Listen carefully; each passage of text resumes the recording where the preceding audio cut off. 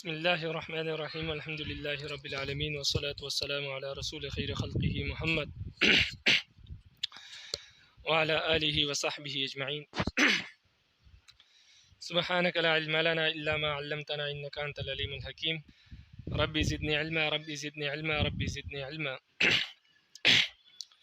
رب اشرح لی صدری ویسر لی امری واحلل عقدۃ من لسانی یفقهوا قولی۔ باب دوم، متفق علیہ ادلہ شرعیہ، کتاب اللہ۔ اس کتاب کے مقدمے میں جہاں آپ نے اصول فقہ کی تعریف، اصول فقہ کا موضوع اور اصول فقہ کا غرض و غایت یعنی اصول فقہ کا مقصود جو آپ نے پڑھا، اس کے نیچے آپ نے اصول فقہ کی ابحاث کی تقسیم پڑھی تھی کہ اصول فقہ کی بحثیں تین قسموں پر، تین حصوں میں منقسم ہے۔ ان میں سب سے پہلے ادلہ شرعیہ ہے، نمبر دو احکام شرعیہ، اور نمبر تین احکام شرعیہ کے استنباط کے طریقے۔ تو یہ پہلی بحث چل رہی ہے، یعنی ادلہ شرعیہ کی بحث چل رہی ہے۔ تو ادلہ جمع ہے دلیل کی، دلیل کی آپ نے تعریف پڑھی، پھر حکم کی تعریف پڑھی، پھر ادلہ شرعیہ کے اقسام پڑھے۔ تو ادلہ شرعیہ کی بحث چل رہی ہے، اور ادلہ شرعیہ کے اقسام میں آپ نے متفق علیہ ادلہ شرعیہ پڑھے تھے اور مختلف فی پڑھے تھے۔ تو ادلہ شرعیہ کی یہ دو قسمیں ہیں، متفق علیہ اور مختلف فی۔ تو پھر متفق علیہ ادلہ شرعیہ جو ہے وہ چار ہے۔ اس میں سب سے پہلے کتاب اللہ ہے، یعنی اللہ کا کلام قرآن مجید، نمبر دو سنت رسول، نمبر تین اجماع، اور نمبر چار قیاس ہے۔ تو اب متفق علیہ ادلہ شرعیہ کی چار ادلہ شرعیہ جو ہے اس کی تعداد چار ہے۔ اس میں سب سے پہلے کتاب اللہ ہے، یعنی قرآن مجید۔ تو سب سے پہلے کتاب اللہ کا ذکر کر رہے ہیں۔ تو کتاب اللہ کس کو کہتے ہیں؟ کتاب اللہ کی تعریف بیان کر رہے ہیں۔ فرماتے ہیں کتاب اللہ وہ کتاب ہے جو عربی زبان میں محمد رسول اللہ صلی اللہ علیہ وسلم پر نازل ہوئی۔ اس کے الفاظ اور معانی من جانب اللہ ہے، وہ تواتر کے ساتھ ہم تک پہنچی ہے۔ سورۃ الفاتحہ سے شروع ہوتی ہے اور سورہ ناس پر مکمل ہوتی ہے۔ اس کا نام الفرقان ہے، القرآن ہے، اور اس کا نام الفرقان ہے۔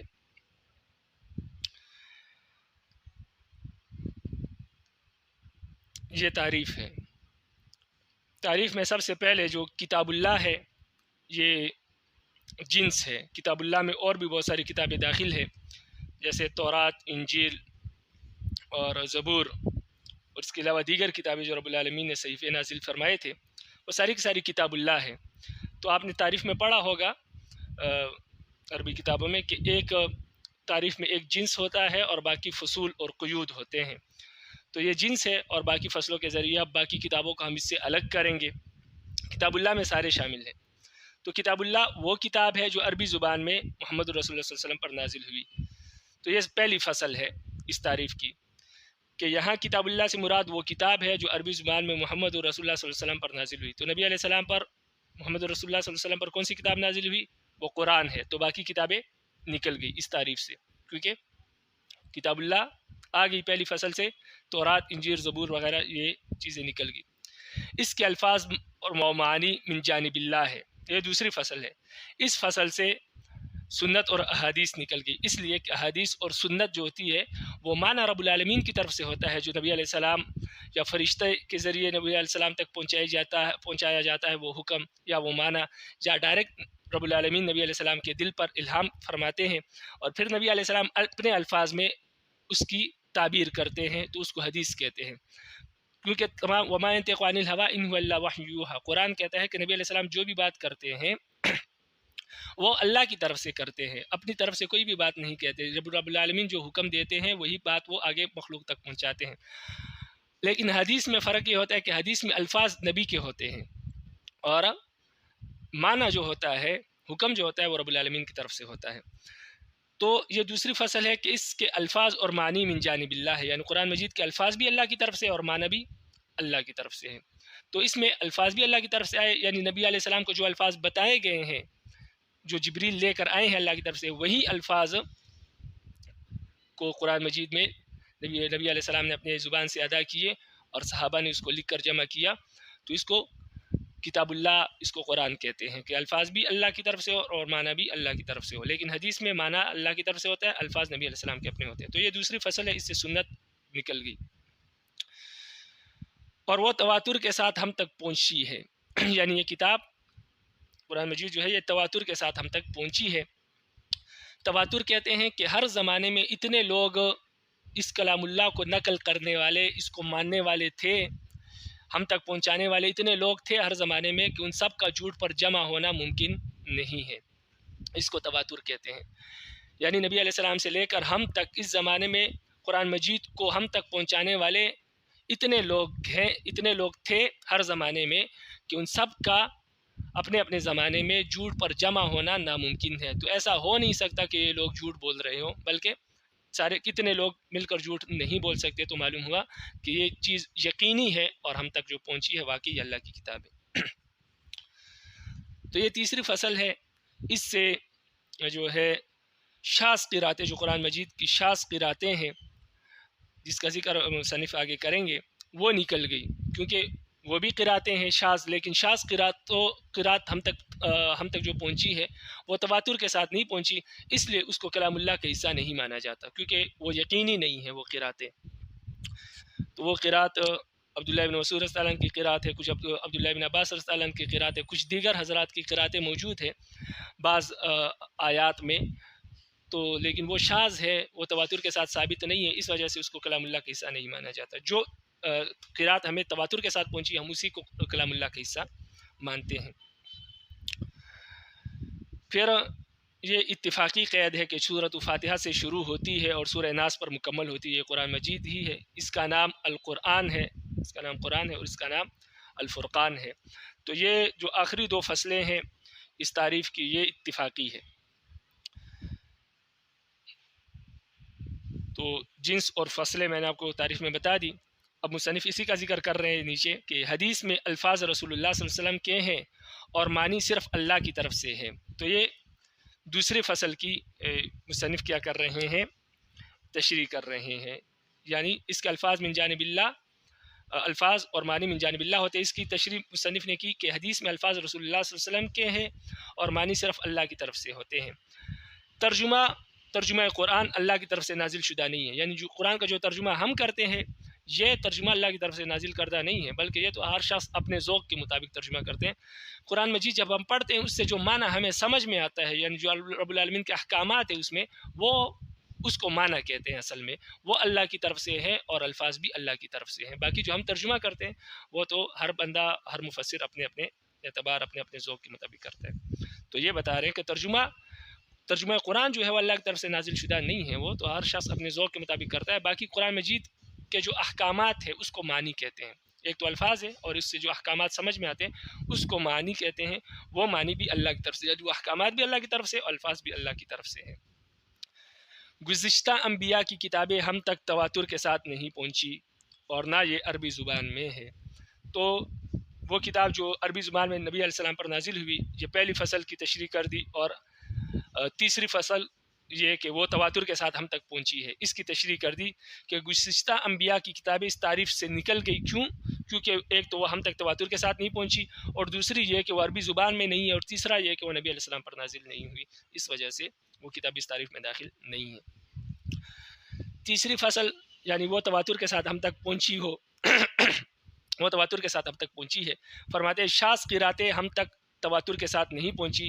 یہ اس تیسری فصل کی تشریح کر دی کہ شاذ قراتیں ہم تک تواتر کے ساتھ نہیں پہنچی، جیسے حضرت عبداللہ بن مسعود رضی اللہ تعالیٰ عنہ کی قرات کہ وعلی الوارث ذی الرحم المحرم مثل ذالک، تو یعنی یہ ہے کہ وارث پر بھی اسی کے مثل ہے، یہ ترجمہ ہے، یہ قرآن مجید کی آیت ہے وعلی الوارث مثل ذالک، وارث پر بھی اتنا ہی ہے۔ لیکن عبداللہ بن مسعود رضی اللہ عنہ کی قرات میں یہ ہے کہ وعلی الوارث ذی الرحم المحرم، اس وارث پر جو ذی محرم ہو اس پر اس کا بھی یہی حکم ہے، یعنی اس کو بھی اتنا ہی ملے گا اس میں سے، میت کے مال میں سے۔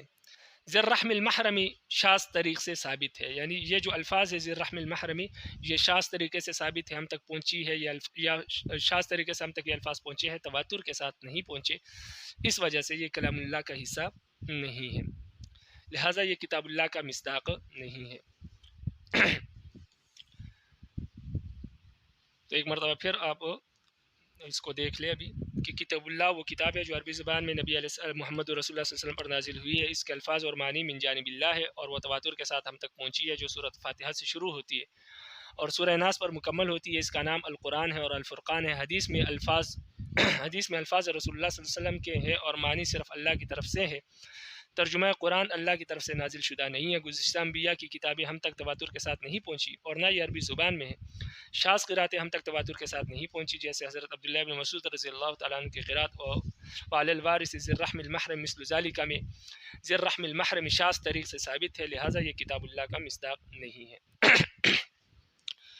اسلوب یعنی قرآن مجید کا اسلوب اور طریقہ کار کیا ہے. جب کیونکہ قرآن مجید ادلہ شرعیہ میں سے پہلی دلیل ہے جس سے احکامات ثابت ہوتے ہیں، تو اس سے احکامات کیسے ثابت ہوتے ہیں، قرآن مجید جو ہے وہ حکم کیسے کرتا ہے یا کسی کام سے منع کیسے کرتا ہے، اس کا طریقہ کار کیا ہوتا ہے، اسلوب کیا ہے. تو وہ اسلوب اور وہ طریقہ کار وہ یہاں پر مصنف ذکر کریں گے. تو اسلوب اور طریقہ کسی کام کا احکامات تین طرح کے ہوتے ہیں. ایک یہ ہے کہ انسان کو حکم کیا جائے کہ یہ کام کرے، ایک یہ ہے کہ کسی کام سے منع کیا جائے، اور تیسرا یہ ہے کہ کسی کام انسان کو اختیار دیا جائے چاہے وہ کرے یا نہ کرے. تو سب سے پہلے یہ پہلی صورت بیان کریں گے کہ جب قرآن مجید میں رب العالمین انسانوں سے کسی کام کا مطالبہ کرتے ہیں، رب العالمین چاہتے ہیں کہ انسان یہ کام کرے، تو اس کے لیے کیا اسلوب اختیار کرتے ہیں رب العالمین کہ انسان سے مطالبہ کیا جائے کہ انسان یہ کام کرے.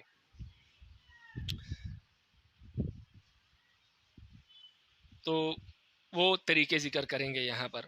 فرماتے اسلوب قرآن میں کسی کام کے مطالبے کے لیے درج ذیل طریقے اختیار کیے جاتے ہیں.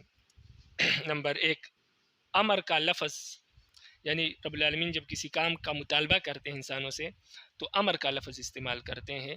امر یعنی رب العالمین آپ کو حکم کرتے ہیں. جیسے قرآن مجید کی یہ آیت ہے کہ ان اللہ یأمر بالعدل والاحسان وایتاء ذی القربى، کہ رب العالمین آپ کو حکم دیتے ہیں عدل و انصاف کا اور احسان کرنے کا اور رشتہ داروں کے حق ادا کرنے کا. تو یہاں پر یأمر بالعدل رب العالمین حکم دیتے ہیں تو امر کا لفظ استعمال کیا. یأمر یہ امر کا لفظ استعمال کیا یعنی رب العالمین حکم دیتے ہیں.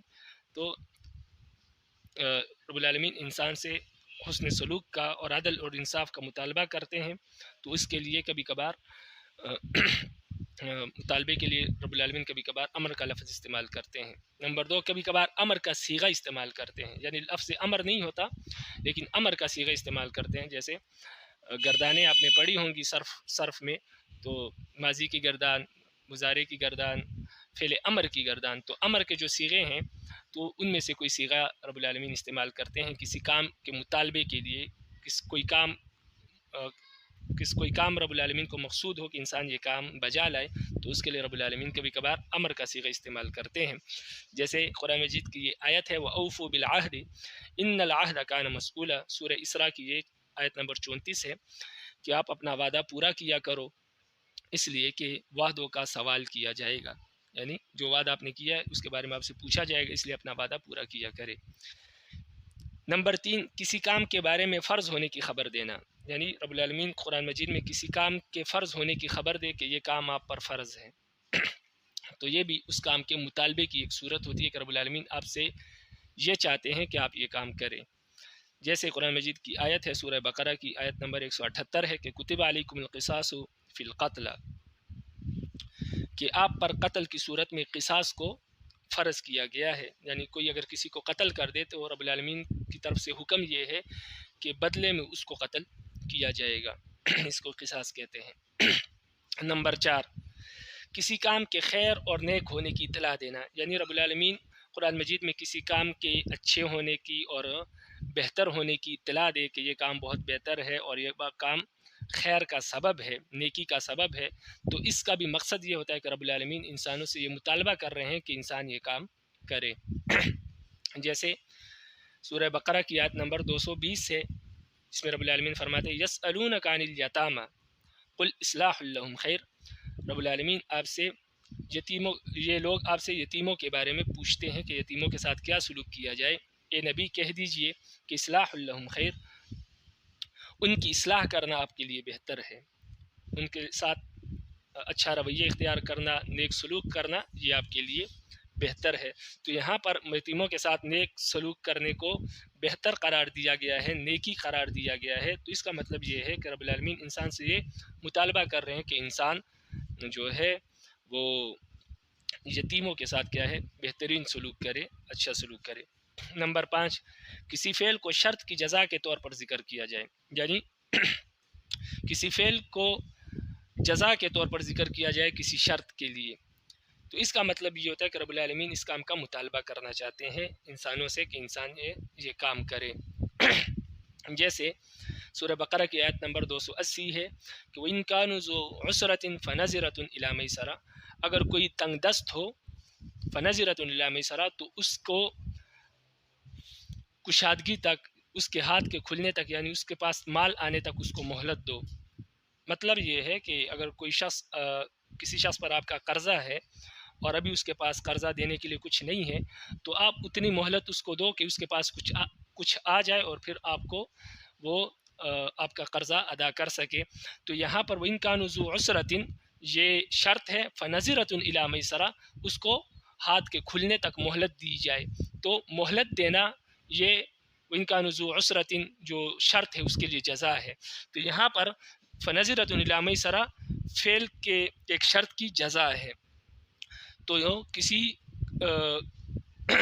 حکم کو رب العالمین جب کسی فعل کو شرط کے جزا کے طور پر ذکر کیا جائے، تو یہاں پر فَنَظِرَةٌ یعنی یہ کام ہے، مہلت دینا ایک کام ہے، اس کو شرط کی جزا کے طور پر ذکر کیا گیا۔ شرط وَإِن كَانُوا ذُو عُسْرَةٍ فَنَظِرَةٌ إِلَىٰ مَيْسَرَةٍ یہ جزا ہے، تو مہلت دینا یہ جزا ہے وَإِن كَانُوا ذُو عُسْرَةٍ کی۔ تو اس کا بھی مقصد یہ ہے کہ رب العالمین انسان سے یہ چاہتے ہیں کہ انسان تنگ دست کو کیا دے، مہلت دے۔ اسی طرح نمبر 6، کسی فعل پر ثواب یا حسن جزا کا وعدہ کیا جائے، یعنی رب العالمین جب کوئی کام ذکر کرے قرآن مجید میں اور پھر اس کام پر رب العالمین بہترین جزا کا وعدہ کرے، یعنی رب العالمین یہ کہے کہ اگر کوئی یہ کام بجا لائے تو اس کو بہترین جزا اور بہترین بدلہ دیا جائے گا۔ تو اس کا بھی مطلب یہ ہوتا ہے کہ رب العالمین انسان سے یہ مطالبہ کرنا چاہتے ہیں کہ انسان یہ کام کرے، یہ کام بجا لائے۔ جیسے کہ سورۃ المومنون کی آیت نمبر 1 اور 2 ہے کہ قد افلح المؤمنون، مومن لوگ کامیاب ہو گئے۔ کون سے مومن؟ الذین هم فی صلاتہم خاشعون، جو اپنے نماز میں خشوع اختیار کرتے ہیں، یعنی رب العالمین سے ڈرتے ہیں، خشوع خضوع کے ساتھ نماز پڑھتے ہیں۔ تو یہاں پر فرمایا کہ کامیاب ہو گئے کون لوگ؟ جو اپنے نمازوں میں خشوع اختیار کرتے ہیں۔ تو اپنے نمازوں میں خشوع یہ ایک فعل ہے، اور اس پر رب العالمین نے بہترین جزا کا وعدہ کیا ہے، اور وہ بہترین جزا کیا ہے؟ کامیاب ہونا، یعنی کامیاب ہو گئے کون لوگ؟ وہ مومن لوگ جو اپنے نماز میں خشوع اختیار کرتے ہیں۔ تو یہاں پر اپنے نمازوں میں خشوع اختیار کرنا جو فعل ہے، اس پر رب العالمین نے حسن جزا کا وعدہ کیا ہے۔ تو اس کا مطلب یہ ہے کہ رب العالمین انسانوں سے یہ مطالبہ کرنا چاہتے ہیں کہ انسان اپنی نماز میں خشوع اختیار کرے۔ تو یہ تو ہو گئے کہ رب العالمین جب کسی کام کا مطالبہ کرنا چاہتے ہیں انسان سے تو اس کے لیے یہ اسلوب اختیار کرتے ہیں۔ پھر اس اسلوب میں بعض طریقے ایسے ہوتے ہیں جس سے کسی کام کی فرضیت ثابت ہوتی ہے، جیسے کہ وَأَوْفُوا بِالْعَهْدِ إِنَّ الْعَهْدَ كَانَ مَسْئُولًا، اسی طرح کتب علیہم القصاص سے فرضیت ثابت ہوتی ہے۔ وَإِن كَانُوا ذُو عُسْرَةٍ فَنَظِرَةٌ إِلَىٰ مَيْسَرَةٍ، یہ ایسا اسلوب ہے جس سے اس کام کا بہتر ہونا ثابت ہوتا ہے لیکن فرضیت ثابت نہیں ہوتی۔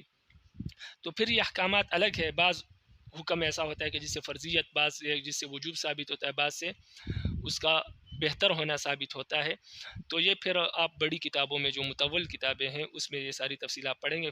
فی الحال اس کتاب میں صرف اتنا سمجھے کہ رب العالمین جب کسی کام کا مطالبہ کرتے ہیں تو اس کے لیے کون کون سے طریقے اختیار کرتے ہیں۔ تو یہ 6 طریقے مصنف نے آپ کو بتائے ہیں، باقی یہ طریقے برابر نہیں ہیں، اس میں فرق ہے۔ بعض طریقوں میں فرضیت ثابت ہوتی ہے، بعض میں فرضیت ثابت نہیں ہوتی، وجوب ثابت ہوتا ہے، بعض اس سے کم درجے کے ہیں۔ تو اسی طرح لیکن وہ تفصیل آپ بڑی کتابوں میں آپ کو ملے گی، جب آپ بڑی کتابیں پڑھیں گے انشاءاللہ وہاں پر آپ کو تفصیل سمجھا دی جائے گی۔ نمبر 2، قرآن میں کسی چیز سے روکنے کے لیے درج ذیل طریقے اختیار کیے جاتے ہیں۔ جب رب العالمین کسی کام سے انسان کو روکنا چاہتے ہیں تو اس کے لیے کیا طریقے قرآن مجید میں رب العالمین اختیار کرتے ہیں، کیا طریقہ کار اختیار کرتے ہیں، کس اسلوب سے کلام کو پیش کرتے ہیں، تو اس کا ذکر کر رہے ہیں۔ نمبر 1، تحریم کا لفظ، یعنی قرآن مجید میں حرمت کا لفظ جب رب العالمین استعمال کرے کسی کام کے لیے تو اس کا مطلب یہ ہوتا ہے کہ رب العالمین آپ کو اس کام سے روکنا چاہتے ہیں، یعنی آپ کو روکنا چاہتے ہیں کہ آپ یہ کام نہ کریں۔ جیسے حرمت علیکم المیتہ، آپ پر مردار کو حرام قرار دیا گیا ہے۔ تو اس آیت میں مردار کو، یعنی جو جانور خود بخود مر جائے، اپنی موت مر جائے تو وہ مردار ہے، تو فرمایا کہ وہ آپ کے لیے حرام ہے۔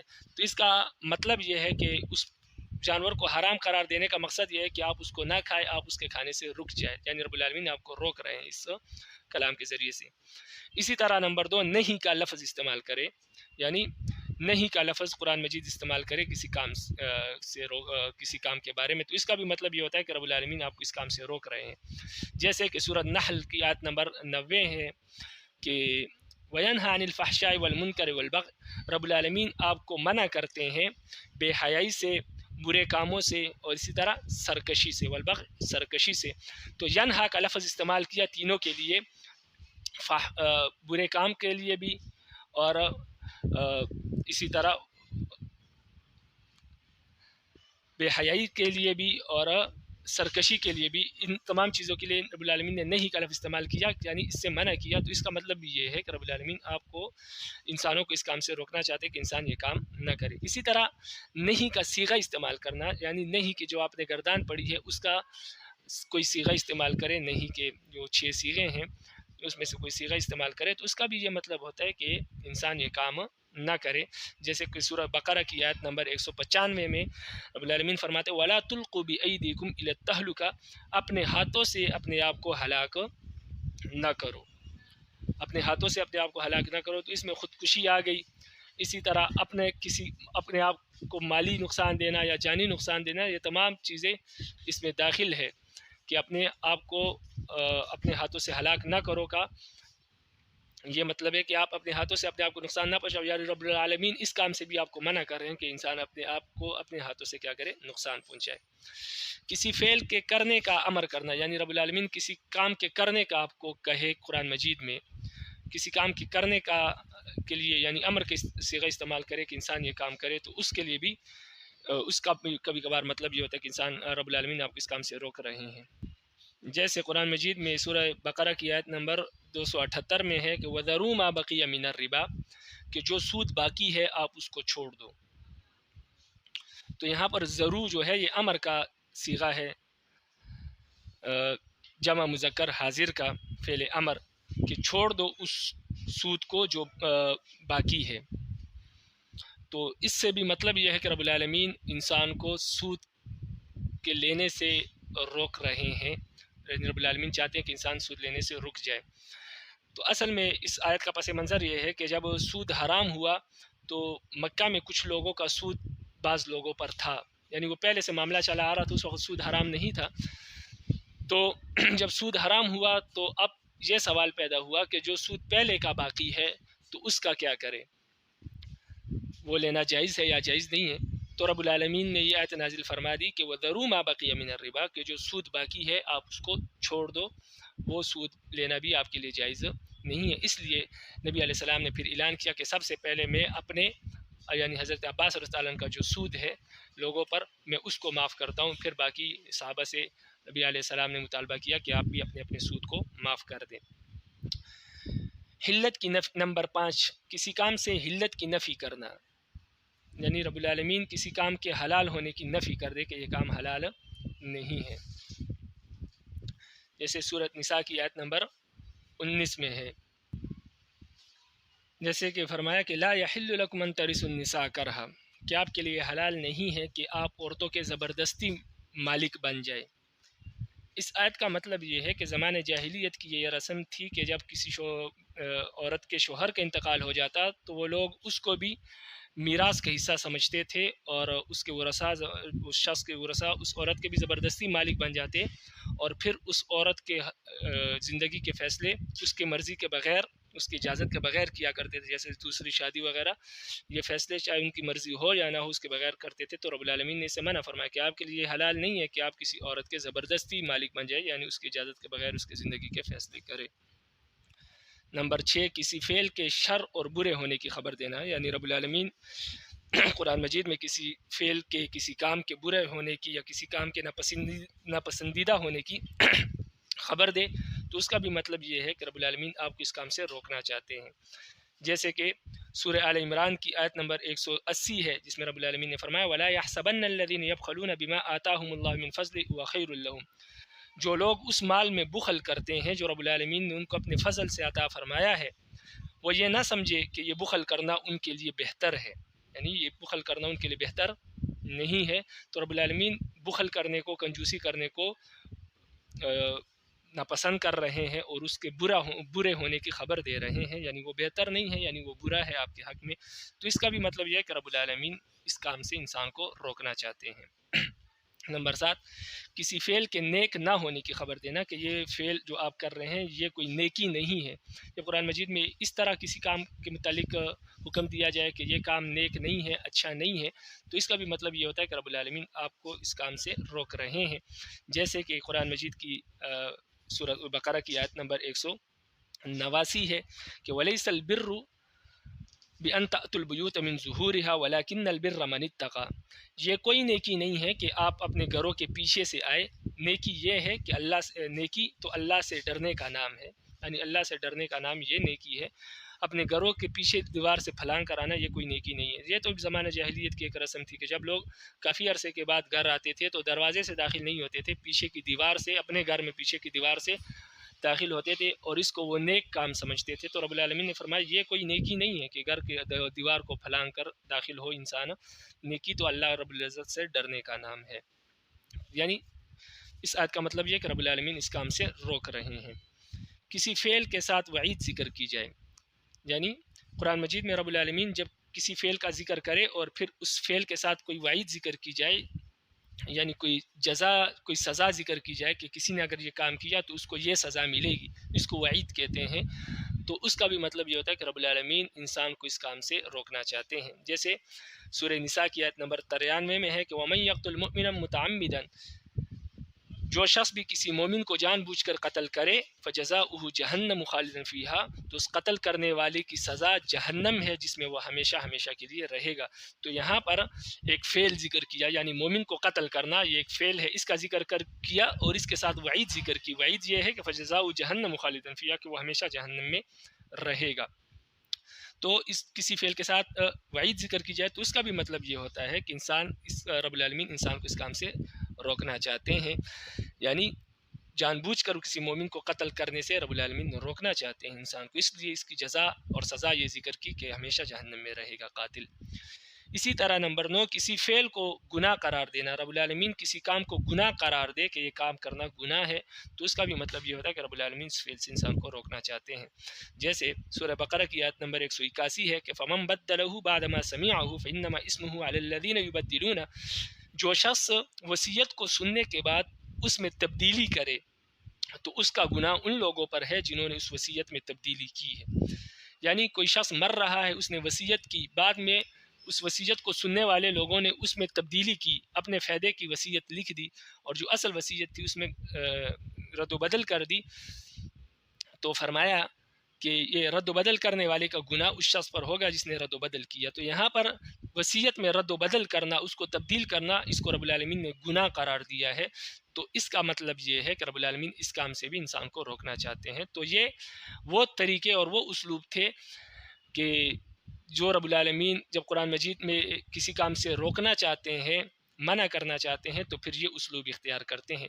جس طرح کسی کام کے حکم میں اسلوب اختیار کرتے ہیں تو وہ اسلوب سارے کے سارے برابر نہیں ہے، بعض اسلوب سے فرضیت ثابت ہوتی ہے، بعض سے وجوب اور بعض سے مستحب ہونا۔ اسی طرح کب کسی کام سے منع کرتے ہیں رب العالمین تو یہ اسلوب بھی سارے کے سارے برابر نہیں ہے، بعض سے حرمت ثابت ہوتی ہے، یعنی وہ چیز حرام ثابت ہوتی ہے، بعض سے مکروہ تحریمی ہونا ثابت ہوتی ہے، اور بعض سے صرف ناپسندیدگی کا اظہار ہوتا ہے، یعنی مکروہ تنزیہی ثابت ہوتی ہے۔ یہ بھی سارے کے سارے برابر نہیں ہے، لیکن یہ تفصیل بھی آپ بڑی کتابوں میں آپ کو ملے گی۔ نمبر 3، فعل آپ کو بتایا تھا 3 قسم کے ہوتے ہیں احکامات، یا تو کسی کام کا حکم ہوتا ہے کہ یہ کام کرے، اور یا نمبر 2 کسی کام سے روکنا ہوتا ہے کہ یہ کام انسان نہ کرے، اور نمبر 3 انسان کو اختیار دیا جاتا ہے چاہے یہ کام کرے چاہے نہ کرے، تو اس کو کہتے ہیں مباح قرار دینا کسی فعل کو۔ تو تیسری صورت کہ قرآن مجید میں رب العالمین جب کسی فعل کو مباح اور اختیاری ہونا قرار دیتے ہیں تو اس کے لیے کیا اسلوب اختیار کرتے ہیں، تو اس کا ذکر کر رہے ہیں۔ یعنی تیسرا جو حکم ہے کہ کسی فعل کو اختیاری قرار دینا، تو اس کے لیے کیا اسلوب اختیار کیا جاتا ہے قرآن مجید میں۔ فرماتے ہیں قرآن میں کسی فعل کے مباح اور اختیاری ہونے کو اس طرح ظاہر کیا جاتا ہے۔ نمبر 1، حلال کہہ کر، یعنی کسی کام کے متعلق رب العالمین یہ کہہ دے کہ یہ کام حلال ہے، لیکن یہ ذکر نہ کرے کہ یہ کام آپ کرے یا نہ کرے، تو اس کا مطلب یہ ہوتا ہے کہ اس کام میں رب العالمین نے انسان کو اختیار دیا چاہے یہ کام کرے یا نہ کرے، بہرحال یہ اس کے لیے حلال ہے، کرے تب بھی نہ کرے تب بھی، اب یہ اس کی مرضی ہے۔ جیسے سورۃ المائدہ کی آیت نمبر 5 ہے کہ وَطَعَامُ الَّذِينَ أُوتُوا الْكِتَابَ حِلٌّ لَكُمْ، کہ ان لوگوں کا کھانا جن کو کتاب دی گئی ہے، یعنی جو اہل کتاب ہے، ان لوگوں کا کھانا آپ کے لیے حلال ہے اور آپ کا کھانا ان کے لیے حلال ہے۔ یعنی ان کے ساتھ اہل کتاب جو ہے، یعنی عیسائی، یہودی وغیرہ، ان کے ساتھ کھانا پینا جائز ہے، قرآن مجید کی اس آیت سے ثابت ہے، کیونکہ قرآن مجید میں اس کو حلال قرار دیا گیا ہے، لیکن یہ کوئی فرض، واجب یا سنت وغیرہ نہیں ہے، بلکہ حلال ہے، اب انسان کو اختیار ہے چاہے کرے یا نہ کرے۔ اسی طرح گناہ، اسم، جناح کی نفی کی جاتی ہے، یعنی کسی کام سے گناہ ہونے کی نفی کی جائے کہ یہ کام گناہ نہیں ہے، تو اس کا بھی مطلب یہ ہوتا ہے کہ یہ کام انسان کے لیے حلال ہے، مباح ہے، چاہے کرے نہ کرے اس کو اختیار ہے۔ جیسے فَمَنِ اسْتُرَّ غَيْرَ بَاغٍ وَلَا عَادٍ فَلَا إِثْمَ عَلَيْهِ، سورۃ البقرہ کی آیت نمبر 173 ہے، پوری آیت ہے۔ انما حرم علیکم المیت والدم ولحم الخنزیر وما اہل به لغیر اللہ فمن استر غیر باغ ولا عاد فلا اثم علیہ، یعنی انسان پر رب العالمین نے حرام قرار دیا ہے، انما حرم علیکم المیت، مردار کو، والدم، خون کو، اور خنزیر کے گوشت کو، اسی طرح ہر اس چیز کو جس کو غیر اللہ کے نام پر دیا جائے، یعنی غیر اللہ کی رضا کے لیے دیا جائے، چاہے وہ جانور ہو یا کوئی کھانے وغیرہ کی چیز ہو، کوئی دیگ ہو، جو بھی ہو، وہ غیر اللہ کے خوشنودی کے لیے جب دیا جائے تو وہ حرام ہے۔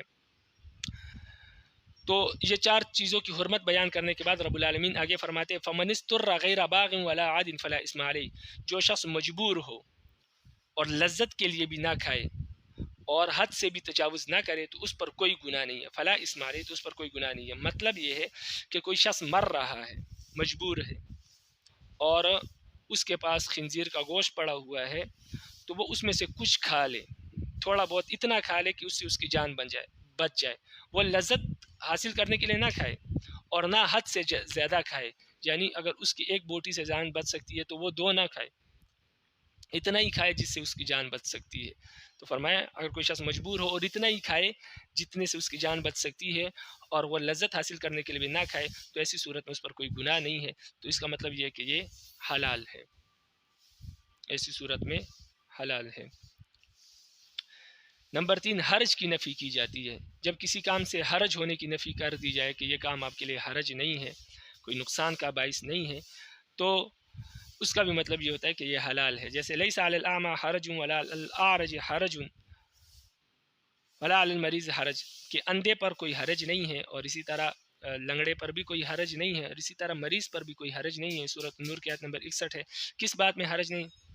کہ وہ لوگوں کے ساتھ بیٹھ کر کھانا کھائے، یعنی بعض معذور لوگ یہ سمجھتے ہیں کہ اگر وہ کسی کے ساتھ بیٹھ کر کھانا کھائیں گے تو اس سے ان لوگوں کو کراہت محسوس ہوگی، اس وجہ سے وہ ان کے ساتھ کھاتے نہیں ہیں اور حرج محسوس کرتے ہیں۔ تو رب العالمین نے فرمایا کہ اس میں کوئی حرج نہیں ہے، آپ کے لیے حلال ہے، آپ ان کے ساتھ بیٹھ کر کھا سکتے ہیں کھانا۔ لیکن حرج کی نفی کی اس کا مطلب یہ ہے کہ حلال ہے آپ کے لیے، باقی آپ کھائیں نہ کھائیں یہ آپ کا اختیار ہے، آپ کی مرضی ہے، کھانے میں کوئی ثواب نہیں ہے اور نہ کھانے میں کوئی گناہ نہیں ہے، صرف یہ ہے کہ حلال ہے، کھائے تب بھی مرضی، نہ کھائے تب بھی مرضی ہے، یعنی مباح ہے۔ نمبر 4، کسی نعمت اور منفعت کا ذکر کر کے احسان جتلایا جائے، یعنی رب العالمین کسی نعمت کا ذکر کر کے اس کے بعد انسان پر احسان جتلائے، تو اس کا بھی مطلب یہ ہوتا ہے کہ یہ کام انسان کے لیے مباح ہے۔ جیسے قرآن مجید کی آیت سورۃ النحل آیت نمبر 5 ہے کہ وَالْأَنْعَامَ خَلَقَهَا لَكُمْ، رب العالمین نے جانوروں کو یعنی چوپاہوں کو آپ کے لیے پیدا کیا ہے۔ خلقها، رب العالمین نے اس کو پیدا کیا ہے، یعنی رب العالمین نے اس نعمت کا ذکر کیا۔ اب اس کے بعد احسان جتلا رہے ہیں، لکم فیہا دفن، اس ان جانوروں میں تمہارے لیے سردی سے بچنے کا سامان ہے، دفن سردی سے بچنے کا سامان ہے، یعنی اس سے جیکٹ وغیرہ اور گرم لباس بنایا جاتا ہے اس کے کھالوں سے، تو یہ آپ کے لیے فائدہ ہے، یہ احسان جتلا ہے۔ نمبر 2، ومنافع، اور اس میں اس کے علاوہ بھی آپ کے لیے بہت سارے منافع ہیں، بعض جانور ایسے ہیں جن پر آپ سواری کرتے ہیں جیسے گھوڑا وغیرہ، یا آپ کا سامان لاد کر لے کر جاتے ہیں۔ وَمِنْهَا تَأْكُلُونَ، اور اس میں سے بعض جانور ایسے ہیں جن کا گوشت آپ کھاتے ہیں۔ تو یہ 3 احسان جتلائے رب العالمین نے، ایک منفعت ذکر کرنے کے بعد، والانعام خلقها ذکر کرنے کے بعد، ایک نعمت ذکر کرنے کے بعد پھر رب العالمین نے احسان جتلایا۔ تو اس کا بھی مطلب یہ ہوتا ہے کہ یہ کام آپ کے لیے حلال ہے، جانور کا استعمال کرنا، جانور کا گوشت کھانا، اس کے کھال کو استعمال کرنا، اور اسی طرح اس پر سواری وغیرہ کرنا، یہ مباح ہے، حلال ہے، اختیار ہے انسان کو، چاہے اب اس کا استعمال کریں یا نہ کریں۔ اسی طرح نمبر 5، کسی چیز کی تحریم پر رد کیا جائے، یعنی کسی چیز کے حرام ہونے کی نفی کی جائے، تو اس کا بھی مطلب یہ ہوتا ہے کہ یہ کام انسان کے لیے مباح ہے۔ جیسے قرآن مجید کی آیت سورۃ الاعراف کی آیت نمبر 32 ہے، جس میں رب العالمین نے فرمایا، قل، آپ کہہ دیجئے ایک نبی، من حرم زینت اللہ التی اخرج لعبادہ والطیبات من رزق، کون ہے جس نے اس زینت کے لباس کو حرام قرار دیا جو رب العالمین نے اپنے بندوں کے لیے پیدا کیا ہے، اور اسی طرح پاکیزہ رزق یہ کس نے حرام کیا ہے۔ اصل میں اس آیت کا پس منظر یہ ہے کہ مشرکین مکہ طواف کے دوران اب کپڑے نہیں پہنتے تھے، اور وہ کہتے تھے ہمارے کپڑے حرام مال کے ہیں، اور اسی طرح بعض حلال چیزوں کو بھی انہوں نے اپنے اوپر حرام قرار دیا تھا، یعنی بعض چیزوں کے گوشت وغیرہ وہ نہیں کھاتے تھے، اس کو حرام سمجھتے تھے، اپنے اوپر انہوں نے حرام قرار دیا تھا، یعنی وہ اپنی مرضی سے اپنے اوپر چیزوں کو حرام یا حلال کیا کرتے تھے۔ تو رب العالمین نے ان چیزوں کی حرمت پر رد کیا کہ یہ چیزیں حرام نہیں ہیں، کس نے ان کو حرام کیا؟ ہم نے جب اس کو حلال قرار دیا ہے کہ لباس انسان پہنے اور یہ چیزیں کھائے، تو پھر کون ہے جو اس کو حرام کرے؟ تو اس کا بھی مطلب یہ ہے کہ جو چیزیں انہوں نے اپنے اوپر حرام قرار دی تھی، وہ لباس یعنی طواف کے دوران نہ پہننا اپنے اوپر حرام قرار دیا تھا، اسی طرح پاکیزہ رزق گوشت وغیرہ اپنے اوپر حرام قرار دیا تھا، تو رب العالمین نے اس کی نفی کر دی، تردید کر دی۔ تو اس کا مطلب یہ ہے کہ رب العالمین اس چیز کے مباح ہونے کو بیان کر رہے ہیں کہ یہ چیز انسانوں کے لیے مباح ہے، وہ اس کو استعمال کر سکتے ہیں، ان کو اختیار ہے، چاہے کرے نہ کرے، لیکن حرام اس کو نہ سمجھے، یہ مباح ہے، جائز ہے۔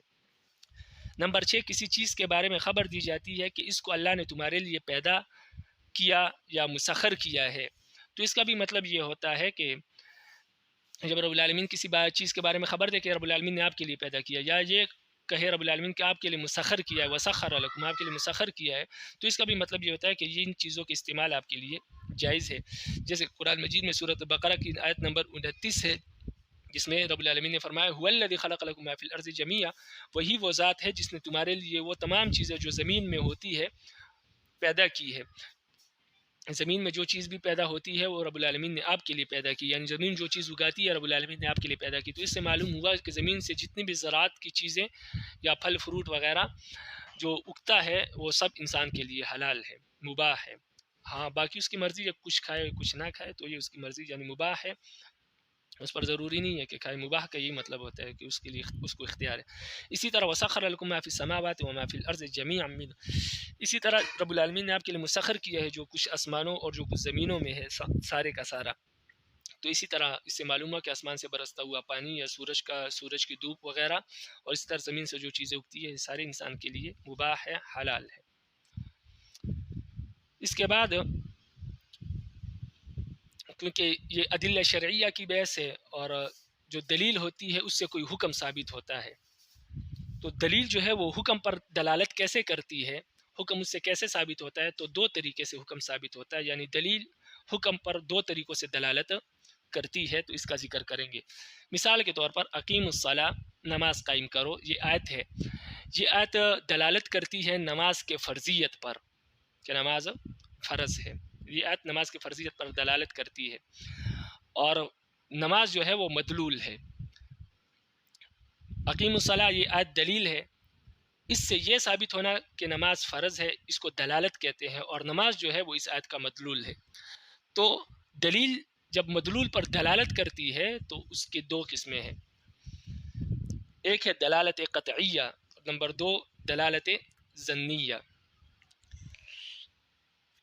دلالت قطعیہ اس کو کہتے ہیں کہ اس کلام میں یعنی اس آیت میں اس دلیل میں ایک ہی معنی ہو، ایک ہی مراد ہو، کسی دوسرے معنی کا اس میں احتمال نہ ہو. جیسے اقیم الصلاۃ، نماز قائم کرو، اب اس آیت کا یہ ایک ہی معنی، اس کا کوئی دوسرا معنی ہو نہیں سکتا. تو یہ آیت نماز کی فرضیت پر دلالت کرتی ہے قطعی طور پر، یقینی طور پر. اب اس میں کسی دوسرے معنی کا احتمال نہیں ہے کہ کوئی کہے کہ اس آیت سے نماز ثابت نہیں ہو رہی، کوئی دوسری چیز ثابت ہو رہی ہے، تو اس کا احتمال ہی نہیں ہے.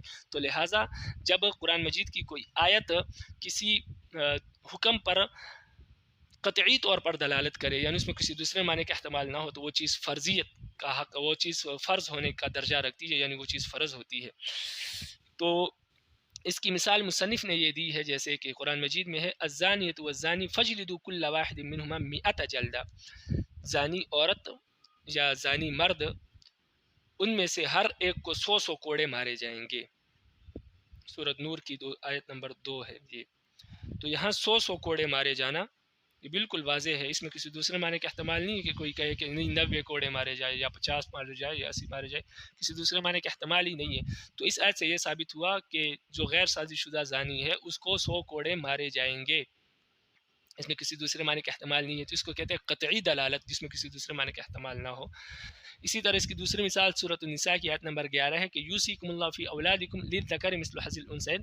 رب العالمین آپ کو آپ کی اولاد کے بارے میں یہ وصیت کرتے ہیں کہ مرد کو یعنی لڑکے کو لڑکی کا دگنا حصہ ملے گا. یعنی اگر کوئی انسان مر جائے اور اس کی اولاد موجود ہو، مذکر مؤنث دونوں، بیٹے بھی ہو بیٹیاں بھی ہو، تو بیٹے کو ڈبل حصہ اور اس کے مقابلے میں لڑکی کو اس کا نصف ملے گا. مثال کے طور پر اگر میت کے پاس جو ہے میت نے 3 لاکھ روپے چھوڑے ہیں اور ایک بیٹا اور ایک بیٹی ہے، تو بیٹے کو 2 لاکھ اور بیٹی کو 1 لاکھ روپیہ ملے گا. تو یہ اس آیت کا واضح طور پر مطلب ہے، اس میں کسی دوسرے معنی کا احتمال نہیں ہے.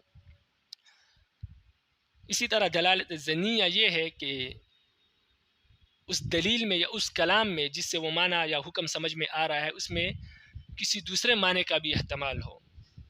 یعنی ایک تو یہ معنی سمجھ میں آ رہا ہے اور ایک اس کے علاوہ کسی دوسرے معنی کا بھی اس میں احتمال ہو. جیسے قرآن مجید کی آیت ہے سورہ بقرہ کی آیت نمبر 28 ہے کہ والمطلقات یتربصن بانفسہن 3 قروء، جن لوگ عورتوں کو طلاق ہو جائے تو وہ اپنے آپ کو 3 حیض تک روکے گی. 3 حیض کے بعد یعنی 3 حیض ان کی کیا ہے عدت ہے، 3 حیض کے بعد پھر ان کو اختیار ہے چاہے دوسری شادی کرے، اور یعنی مطلب یہ کہ ان کی عدت ختم ہو جائے گی. اب یہاں پر فرمایا کہ وہ اپنے آپ کو 3 قروء تک روکے. اب قروء کس کو کہتے ہیں؟ قروء کے 2 معنی آتے ہیں یہاں پر. حیض قروء حیض کے معنی میں بھی آتا ہے اور قروء طہر کے معنی میں بھی آتا ہے. تو اب قروء میں 2 معنوں کا احتمال ہے. تو اب اس آیت کے 2 معنی آ سکتے ہیں. ایک یہ ہے کہ عورت اپنے آپ کو 3 حیض تک روکے، جو حناف کا مسلک ہے. پھر اس پر دلائل ہے، یہ لمبی بحث ہے، یہ بڑی کتابوں میں آ جائے گی اصول فقہ کی. لیکن یہاں پر آپ صرف یہ سمجھے کہ دلالت کی 2 قسمیں ہیں. تو دلالت ظنیہ اس کو کہتے ہیں جس میں دوسرے معنی کا بھی احتمال ہو. تو دوسرے معنی کے احتمال کی وجہ سے اس میں اختلاف پیدا ہو جاتا ہے کہ ایک امام ایک معنی لے لیتا ہے، دوسرا امام دوسرا معنی لے لیتا ہے. تو حناف کے نزدیک 3 حیض عورت کی عدت ہے مطلقہ کی، وہ اپنے آپ کو 3 حیض تک روکے گی، کیونکہ حناف قروء سے حیض مراد لیتے ہیں اور امام شافعی رحمہ اللہ قروء سے طہر مراد لیتے ہیں. تو ان کے نزدیک عورت اپنے آپ کو 3 طہر تک روکے گی. تو اس کی مثال کے طور پر آپ یوں سمجھے کہ عورت کو طہر میں طلاق ہوئی، تو طہر میں طلاق ہونے کے بعد پھر ایک حیض گزرا، پھر طہر آیا، پھر دوسرا حیض گزرا، پھر طہر آیا، پھر تیسرا حیض گزرا تو عدت ختم ہوگی.